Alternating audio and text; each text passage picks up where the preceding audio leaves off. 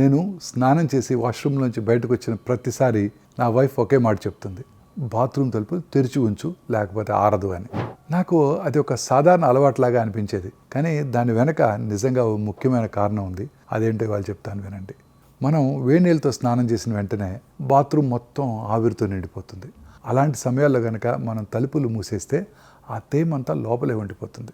దాంతో గాలిలో తేమ ఎక్కువైపోతుంది, గాలి కూడా సరిగా రాదు, తడి ఎక్కువసేపు అలాగే ఉంటుంది.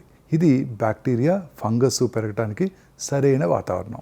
ఇది కేవలం నేల తడిగా ఉండటం గురించే కాదు, మనకు కనిపించిన చిన్న కణాలు కూడా అక్కడ ప్రభావం చూపిస్తాయి. ఫంగస్ కణాలు, బ్యాక్టీరియా, అలాగే కమ్మోడ్లో నీళ్లు వదిలినప్పుడు అంటే ఫ్లష్ చేసినప్పుడు వచ్చే సూక్ష్మ కణాలు కూడా తలుపులు కనుక మూసి ఉంచినట్టయితే ఆ గాల్లో ఎక్కువసేపు ఉంటాయి. కొద్ది కొద్దిగా అవి గోడలు, టైల్స్ మీద చేరి ఇంట్లో గాలి నాణ్యతను కూడా తగ్గించవచ్చు. అదే తలుపు కనుక తెరిచి ఉంచినట్టయితే ఆ తేమ గాలి బయటకు వెళ్ళిపోతుంది, తాజా గాలి లోపలికి వస్తుంది.